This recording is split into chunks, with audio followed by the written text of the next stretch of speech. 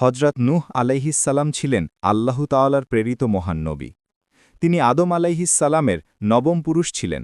যখন মানুষের মাঝে আল্লাহর পথে থেকে দূরে সরে গিয়ে মূর্তি পূজা, অহংকার, অন্যায় ও পাপাচার শুরু হল, তখন আল্লাহ তাআলা হজরত নূহ আলাইহিসসালামকে নবী করে পাঠালেন, যাতে তিনি মানুষকে সঠিক পথে ফিরিয়ে আনেন।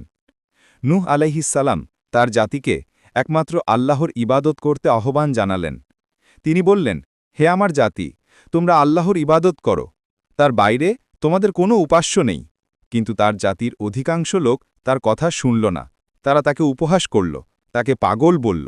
নূহ আলাইহিসসালাম প্রায় ৯৫০ বছর ধরে ধৈর্য ধরে মানুষকে তাওহীদের পথে ডাকলেন, কিন্তু অল্প কয়েকজনই তার ডাকে সাড়া দিল। অবশেষে আল্লাহ তাআলা তাকে নির্দেশ দিলেন, হে নূহ, তুমি একটি বড় নৌকা বা জাহাজ তৈরি করো, আমি তোমাকে এবং তোমার অনুসারীদের বাঁচিয়ে রাখব। নূহ আলাইহিসসালাম আল্লাহর আদেশে জাহাজ তৈরি করতে শুরু করলেন। সেই সময় তার জাতি তাকে নিয়ে হাসাহাসি করত। তারা বলত, হে নূহ, তুমি মরুভূমিতে জাহাজ বানাচ্ছ, এখানে তো কোনো পানি নেই। নূহ আলাইহিসসালাম বলতেন, আজ তোমরা আমায় নিয়ে হাসছ, কিন্তু একদিন তোমরাই কাঁদবে। যখন জাহাজ তৈরি শেষ হল, আল্লাহ তাআলা বললেন, তুমি প্রত্যেক প্রাণীর এক জোড়া তোমার পরিবার ও ঈমানদারদের নিয়ে জাহাজে ওঠো। তারপর শুরু হল ভয়ঙ্কর ঘটনা।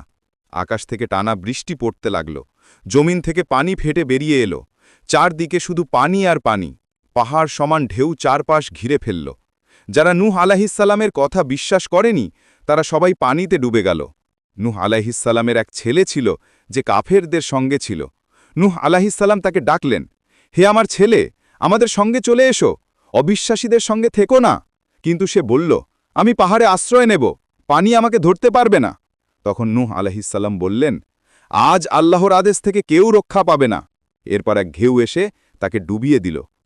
শেষ পর্যন্ত যখন সমস্ত কাফের ধ্বংস হল, তখন আল্লাহ তাআলা বললেন, হে পৃথিবী, তোমার পানি শুষে নাও, হে আকাশ, থেমে যাও। পানি ধীরে ধীরে নেমে গেল, আর জাহাজটি যদি পর্বতে থেমে গেল। এরপর নূহ ও তার অনুসারীরা নেমে এসে আল্লাহর শুকরিয়া আদায় করলেন। তিনি আল্লাহর পথে মানুষকে আমন্ত্রণ জানাতে সারা জীবন চেষ্টা করেছেন, ধৈর্য ও ঈমানের এক মহান উদাহরণ হয়েছেন।